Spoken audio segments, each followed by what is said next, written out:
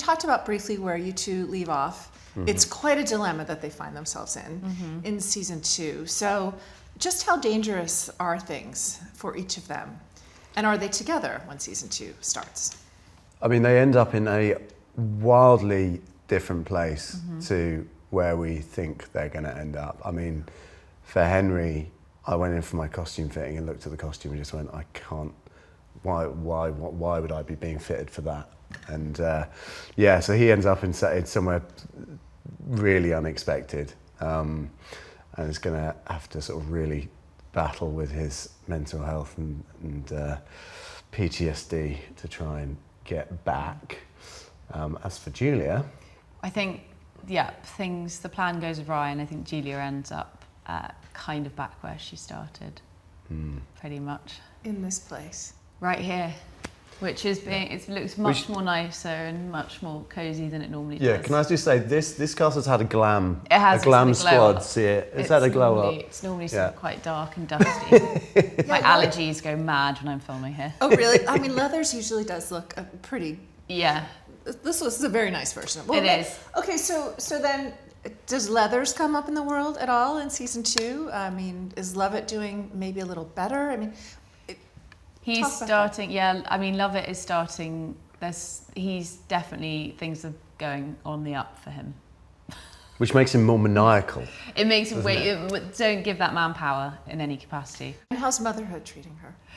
She loves being William's mum, but I think it's an odd thing because I think he's, as much as he's her joy, he's also this added, he adds a level of danger to everything. You know, she can't move as one, she's moving as two, and I think it makes her more vulnerable in her plight to get back to Henry.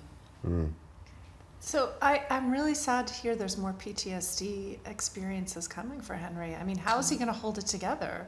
Well, he doesn't very well, actually. There's some moments where, I mean, it's a really fun thing as an actor to explore. As horrible as it is for Henry, it's kind of the bits that I most enjoy playing because, you know, it gives you so much scope to try some different, wackier sort of things. But he ends up in a place which does not help that at all. Things have to get worse before they get better, and the only person that can make him better is, you know, his hope, his true love. Oh, Jules here. Jules here helps him out. Yeah. So when he's got, he needs to get back to her to get back on track. So you call her Old Jules now? Yeah, Old Jules. Old Jules. What would Henry's nickname be? Henna's. All right, Henna's and Jules. Henno. Does he have any allies in season 2? He does, and he develops some allies in the most unlikely of places, shall we say that? Yeah, so being very careful. I know, I'm getting better at this. I'm getting better at this, not giving away spoilers. We've just had a little chat from our publicity person going, can you stop giving away quite so much? It's definitely my fault. But Well, what about Julia? She has become good at making friends in whatever situation she walks into. So does she meet any new people in season 2 that are either good or bad for her? She meets a few new people, actually. A little bit later into the season, but at the start of the season, there are some old faces that pop up again, and those relationships develop and change and shift as well. Really so funny. Hermione is, and she's got to be the worst person at dropping. I mean, we get told what we can and can't say, and a number of times I'm like kicking Hermione under a table. So is that good? I feel like that was super vague. That was almost too vague. That was good. But there are some new faces, and then there are some people that we've already met before who pop up again. And good things happen and bad things happen. I love it. Oh, it's so funny. Oh, you're a terrible politician. Press with Hermione is my favourite thing. Anyway, carry on. Dying. So, well, I'm trying not to be spoilery too. No, I know. Thank you. Is that something I can use, or is that just going to be something? Yeah. So, because we have talked about the finale already, but we're in such a beautiful setting. I guess when you guys wrapped as actors, what were you kind of hoping for going into season 2? You hadn't read the scripts yet when you A wrapped season one. 2 for starts. I mean, Yeah. I felt like Yeah. I would have felt hard. Like I just felt like there was so much more to do, and I just wanted. God, I wanted them to get back together. Yeah. Properly. Like, I wanted Julia to become like a female war chieftain. I pitched Okay. it to Matt. I said, so many terrible things are happening to her. It's got to go somewhere. So I was thinking she could have an all-female war chieftain gang. How does that go down? Because I've seen the scripts. I haven't seen that in there. It hasn't quite been implemented yet, but I'm just hoping at some Who point. would be in her group? Davina, Maisery, Ellen if she gets bored of Brian. Yeah, there's a lot of people. All the sisters, Mackenzie sisters are welcome. Actually, in season 2, there is a badass bit of There is Women. The women do have fight So, back. I'd say like, season 2. massacring Yeah. Yeah. some people. So actually, there is a bit of that. Hey, maybe that was your idea. Dunno. And then just out of spite, he didn't include you in. If either of you two had to go back to that time period, I mean, which one would survive better? It's not the time to be a woman. No, I think you'd survive, I unfortunately. mean, it's just not. But it's weird because when people go, what would you do in that time period? I mean, the only answer I could think of is marry someone, because that literally was your only Yeah. option for protection. Like, you'd have to just do that. And you see the amount that like Ellen has to fight Yeah. for her to be that sort of strong, amazing character that she's, I think, done just such a good job of creating. But that does not come easy to her. No. So Or you become like a Maisery type sort of soothsayer kind of. But then you That get would be accused fun. of being a witch, which wouldn't be good either. no, when do they start burning witches? It's around this. It's coming, isn't it? Yeah, I think there's the Great Witch Trials sort of towards the end of the 1700s. Yeah, Have I got Salem that witch wrong? trials. Yeah. But that was in America. But when did we stop burning witches? Scotland was one of the few places they were doing it. It was a northern thing. It wasn't all across England. It was just a northern. Sorry, Yeah. I got heavily into a podcast about witches the other day. That sounds great. Yeah. After you shot this season, you're part of this huge franchise now. You're listening to which podcasts? I mean, are you trying to get more in touch with that time period? How has it kind of changed I love it. you? I mean, the history is the best part of the job. Yeah. Like the research. Yeah.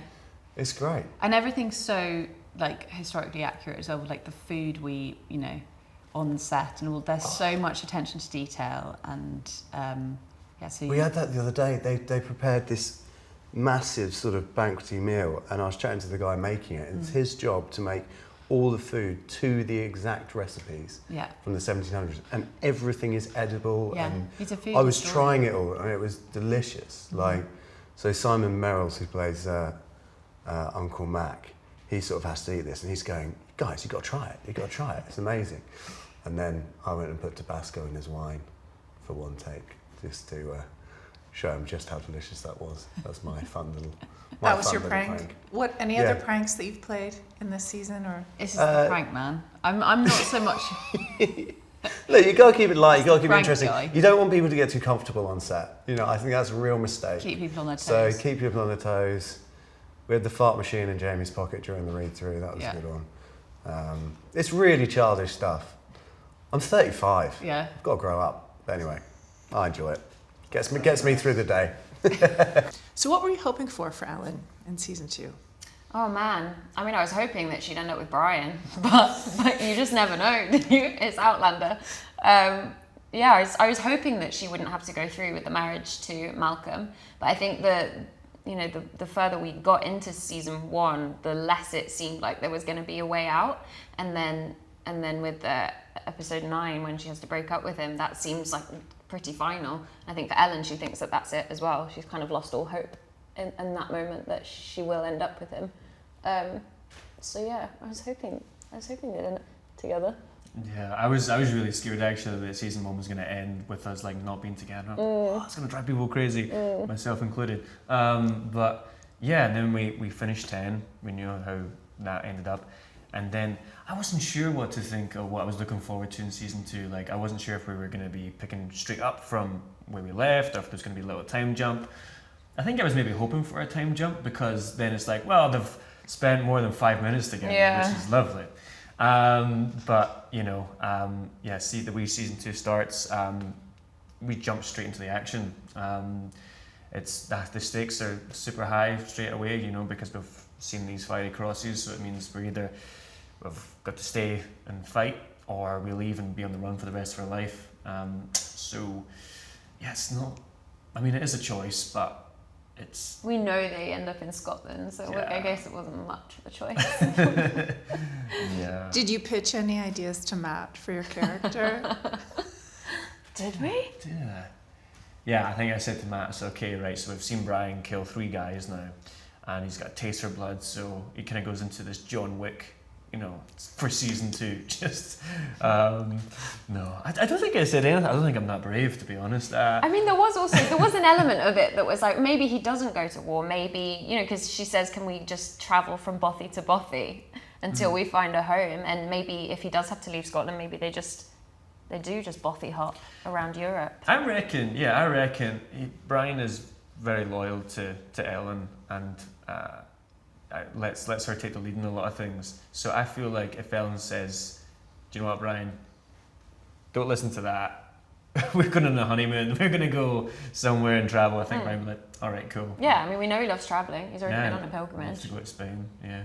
It's got a nice wee not a chateau in Spain, it's a villa, a little villa in Spain. Well, they should have gone directly there. Right? Then they wouldn't even have seen the fiery crosses. Oh, They And would then we would have got to film in Spain, and oh man, how nice would that be? Where is Matt? We can Where still is pitch. Matt? Yeah. Well, Hermione said she pitched her character Julia having like an army of women. Would you join that? 100%. I would be the first to sign up to Julia's army of women. Why has that not come to fruition? That's brilliant. What, you just leave Brian in the bothy? Yeah. You know what? We don't have the last 2 eps of season 2 yet. You've rescued me from my family, from this marriage I you'll be want to be fine. in, but you know what? You'll I be found my fine. calling in this army of women. You've got Murta. You'll be fine. I've got, yeah, me and Monty, yeah. Yeah, totally fine. Sitting in bothy drinking whiskey. So, well, he'd be happy with He that. would be. In a very general way, what could you hint about where their stories are going in season 2? I think if you wanted to look at it like a graph, and you have time, and you have craziness. So classic I think- Outlander then. I think that's pretty accurate. That is accurate. And I think we do see a different side of them both. I think times of war have brought out Totally aspects different. of their Totally different sides of the character. characters. Yeah, that we didn't see in season 1, and that was really fun as an actor to explore. How prepared is Ellen for war in this kind of world of men, where men are on the battlefield? How prepared is she to play her role? I think she's so equipped. I think she can do anything that a guy can do. We see a great flashback actually in season 2 with younger Ellen and her dad. And she says, I can do anything my brothers can do. I can fight, I can swim, I can do this and that. And she has that because her father didn't actually really treat her that differently. He gave her everything that he gave his sons, which was unusual at the time. I think she's very ready. I think, yeah. Ellen could start an army of women, I think. Yeah. Julia joins that one. We've seen how difficult motherhood can be in this world, pregnancy and motherhood. And it seems like we know these two are going to have children. So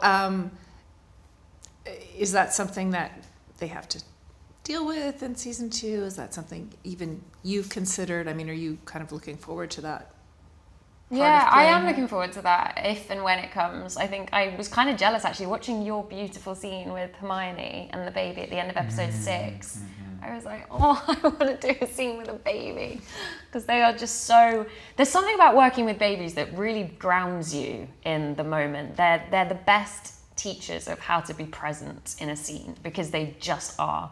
And I think they steal the show. Every time there's a baby on screen, I can't look at anyone else. I'm just transfixed because they're so present. And I've worked with babies in the past, and that was the biggest thing I actually learned from them was they react to absolutely everything. They're just there. Excellent scene partners. Really good scene partners. Really good. They really do listen sometimes. Unless they're yelling, crying. They listen to everything that's going on. Like a candle will flicker and their eyes will be drawn towards it. So I'm excited to work with babies. If and when that happens, I guess you'll just have to wait and find out. Going into this huge franchise, what's your big takeaway? Personally, I think it is the advice that Sam gave me at the start, which was to enjoy every single day as it comes, because when the first season finished, I couldn't believe that it had already finished. It felt like, you know, a week ago that we just started, and now we're sitting here, we're more than halfway through season 2, and it goes like that. So I think it's just reminding yourself day to day, hey, enjoy this day, you know, really soak it in, because it goes so quickly. So true. I'm just really relieved and thankful that people are watching it and enjoying it. That's a relief. That is a good one, Oh, actually. thanks for that. Because that's always a fear that, you know, people might not see it or might not like it. And I think after Outlander was so popular, there was a little element of, oh gosh, I really hope people aren't disappointed with this. And so far they haven't been, so that's really nice.